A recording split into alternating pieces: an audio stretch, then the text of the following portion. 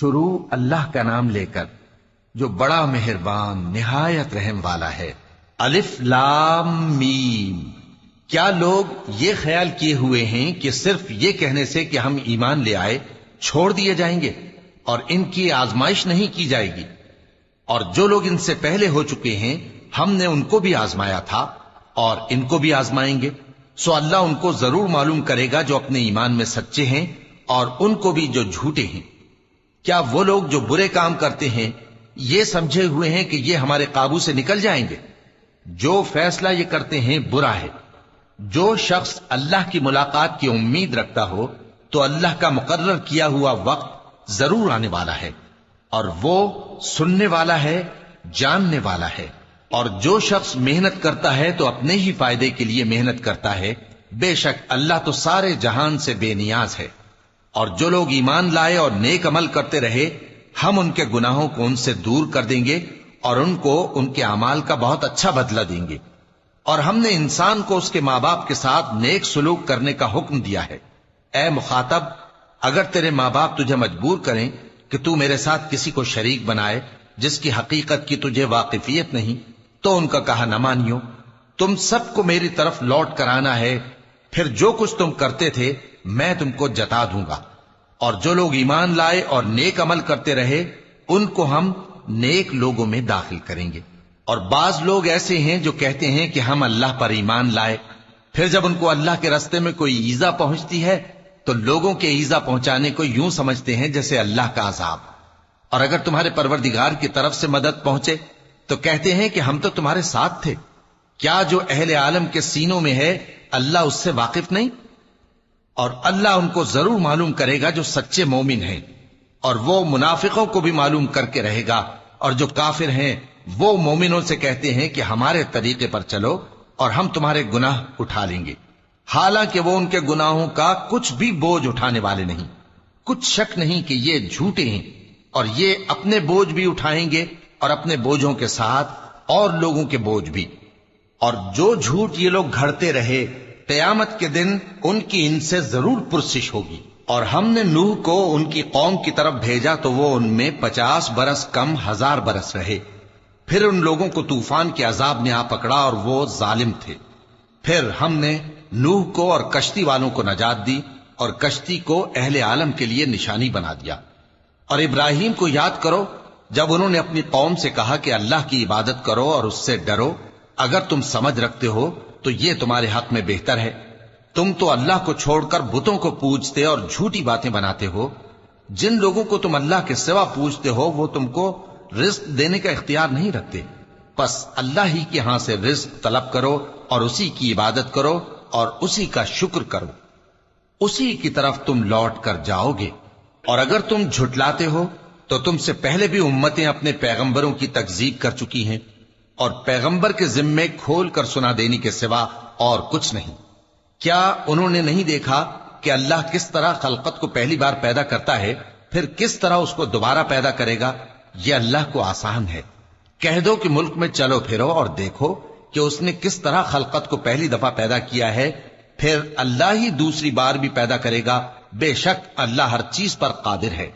وہ جسے چاہے عذاب دے اور جس پر چاہے رحم کرے، اور اسی کی طرف تم لوٹائے جاؤ گے۔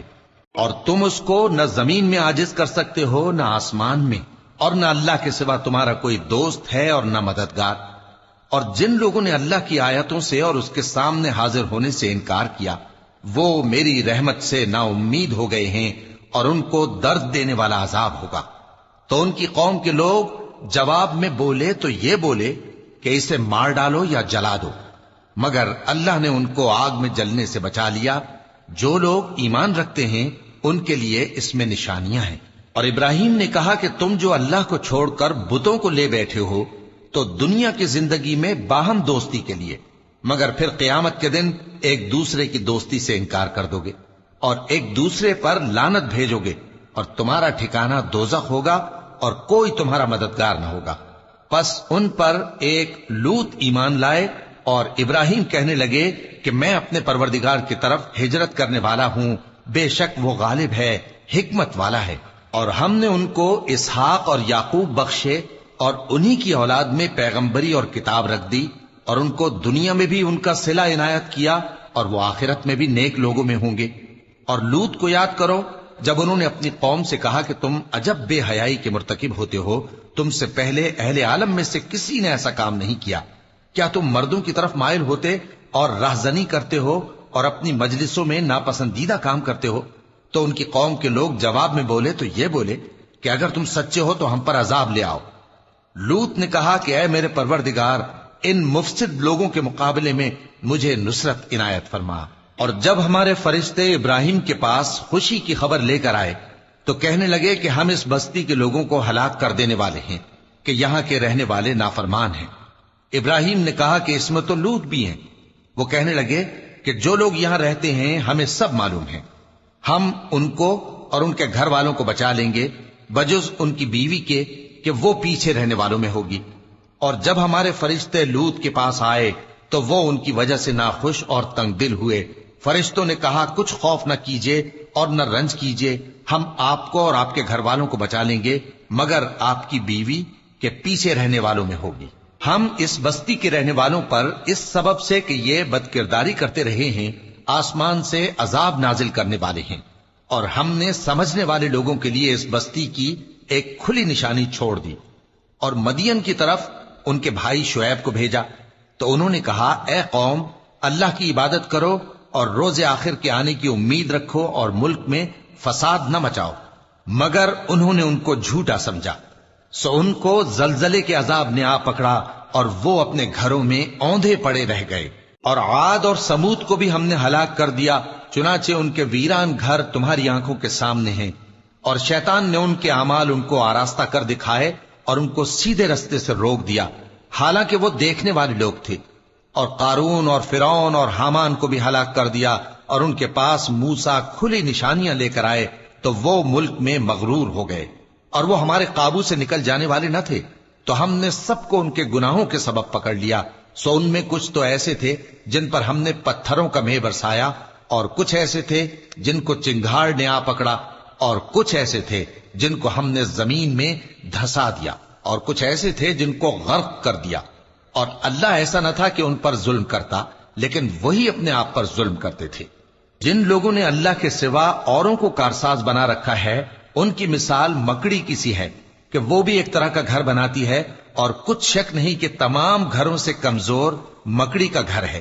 کاش یہ اس بات کو جانتے۔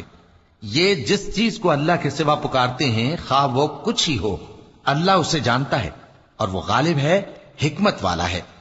اور یہ مثالیں ہم لوگوں کے سمجھانے کے لیے بیان کرتے ہیں، اور اسے تو اہل دانش ہی سمجھتے ہیں۔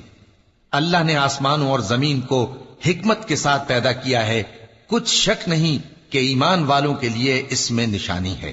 اے نبی، یہ کتاب جو تمہاری طرف وحی کی گئی ہے اس کو پڑھا کرو، اور نماز کے پابند رہو۔ کچھ شک نہیں کہ نماز بے حیائی اور بری باتوں سے روکتی ہے، اور اللہ کا ذکر سب سے بڑا ہے، اور جو کچھ تم کرتے ہو اللہ اسے جانتا ہے۔ اور اہل کتاب سے بحث نہ کرو مگر ایسے طریق سے کہ نہایت اچھا ہو۔ ہاں، جو ان میں سے بے انصافی کریں ان کے ساتھ اسی طرح مجادلہ کرو، اور کہہ دو کہ جو کتاب ہم پر اتری اور جو کتابیں تم پر اتری ہم سب پر ایمان رکھتے ہیں، اور ہمارا اور تمہارا معبود ایک ہی ہے، اور ہم اسی کے فرما بردار ہیں۔ اور اسی طرح ہم نے تمہاری طرف کتاب اتاری ہے تو جن لوگوں کو ہم نے کتابیں دی تھیں وہ اس پر ایمان لے آتے ہیں، اور بعض ان مشرک لوگوں میں سے بھی اس پر ایمان لے آتے ہیں، اور ہماری آیتوں سے وہی انکار کرتے ہیں جو ہیں ہی کافر۔ اور تم اس سے پہلے کوئی کتاب نہیں پڑھتے تھے اور نہ اسے اپنے ہاتھ سے لکھ ہی سکتے تھے، ایسا ہوتا تو اہل باطل ضرور شک کرتے۔ بلکہ یہ روشن آیتیں ہیں جن لوگوں کو علم دیا گیا ہے ان کے سینوں میں محفوظ، اور ہماری آیتوں سے وہی لوگ انکار کرتے ہیں جو بے انصاف ہیں۔ اور کافر کہتے ہیں کہ اس پر اس کے پروردگار کی طرف سے نشانیاں کیوں نازل نہیں ہوئیں؟ کہہ دو کہ نشانیاں تو اللہ ہی کے پاس ہیں، اور میں تو کھلم کھلا خبردار کرنے والا ہوں۔ کیا ان لوگوں کے لیے یہ کافی نہیں کہ ہم نے تم پر کتاب نازل کی جو ان کو پڑھ کر سنائی جاتی ہے؟ کچھ شک نہیں کہ مومن لوگوں کے لیے اس میں رحمت اور نصیحت ہے۔ کہہ دو کہ میرے اور تمہارے درمیان اللہ ہی گواہ کافی ہے۔ جو چیز آسمانوں اور زمین میں ہے وہ سب کو جانتا ہے، اور جن لوگوں نے باطل کو مانا اور اللہ سے انکار کیا وہی نقصان اٹھانے والے ہیں، اور یہ لوگ تم سے عذاب کے لیے جلدی کر رہے ہیں، اور اگر ایک وقت مقرر نہ ہو چکا ہوتا تو ان پر عذاب آ بھی گیا ہوتا، اور وہ کسی وقت میں ان پر ضرور اچانک آ کر رہے گا اور ان کو معلوم بھی نہ ہوگا۔ یہ تم سے عذاب کے لیے جلدی کر رہے ہیں، جبکہ دوزخ تو کافروں کو گھیر لینے والی ہے۔ جس دن عذاب ان کو ان کے اوپر سے اور ان کے پیروں کے نیچے سے ڈھانک لے گا، اور اللہ فرمائے گا کہ جو کام تم کیا کرتے تھے اب ان کا مزہ چکھو۔ اے میرے بندو جو ایمان لائے ہو، میری زمین فراخ ہے تو میری ہی عبادت کرو، ہر شخص موت کا مزہ چکھنے والا ہے، پھر تم ہماری ہی طرف لوٹ کر آؤ گے۔ اور جو لوگ ایمان لائے اور نیک عمل کرتے رہے ان کو ہم بہشت کے اونچے اونچے محلوں میں جگہ دیں گے، جن کے نیچے نہریں بہہ رہی ہیں، ہمیشہ ان میں رہیں گے۔ نیک عمل کرنے والوں کا یہ خوب بدلہ ہے، جو صبر کرتے اور اپنے پروردگار پر بھروسہ رکھتے ہیں۔ اور بہت سے جانور ہیں جو اپنا رزق اٹھائے نہیں پھرتے، اللہ ہی ان کو رزق دیتا ہے اور تم کو بھی، اور وہ سننے والا ہے، جاننے والا ہے۔ اور اگر ان سے پوچھو کہ آسمانوں اور زمین کو کس نے پیدا کیا اور سورج اور چاند کو کس نے تمہارے زیر فرمان کیا، تو کہہ دیں گے اللہ نے۔ تو پھر یہ کہاں الٹے جا رہے ہیں؟ اللہ ہی اپنے بندوں میں سے جس کے لیے چاہتا ہے روزی فراخ کر دیتا ہے اور جس کے لیے چاہتا ہے تنگ کر دیتا ہے۔ بے شک اللہ ہر چیز سے واقف ہے۔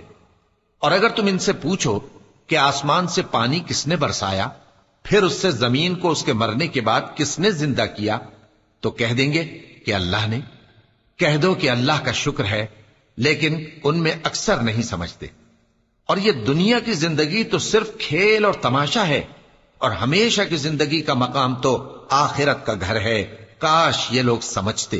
پھر جب یہ کشتی میں سوار ہوتے ہیں تو اللہ کو پکارتے، خالص کرتے ہوئے اسی کے لیے اطاعت کو، لیکن جب وہ ان کو نجات دے کر خشکی پر پہنچا دیتا ہے تو جھٹ شرک کرنے لگ جاتے ہیں، تاکہ جو ہم نے ان کو بخشا ہے اس کی ناشکری کریں اور فائدہ اٹھائیں۔ سو خیر ان قریب ان کو معلوم ہو جائے گا۔ کیا انہوں نے نہیں دیکھا کہ ہم نے حرم کو مقام امن بنایا ہے اور لوگ ان کے گرد و نواح سے اچک لیے جاتے ہیں؟ کیا یہ لوگ باطل پر اعتقاد رکھتے ہیں اور اللہ کی نعمتوں کی ناشکری کرتے ہیں؟ اور اس سے بڑا ظالم کون جو اللہ پر جھوٹ بہتان باندھے، یا جب حق بات اس کے پاس آئے تو اس کی تکذیب کرے؟ کیا کافروں کا ٹھکانہ جہنم میں نہیں ہے؟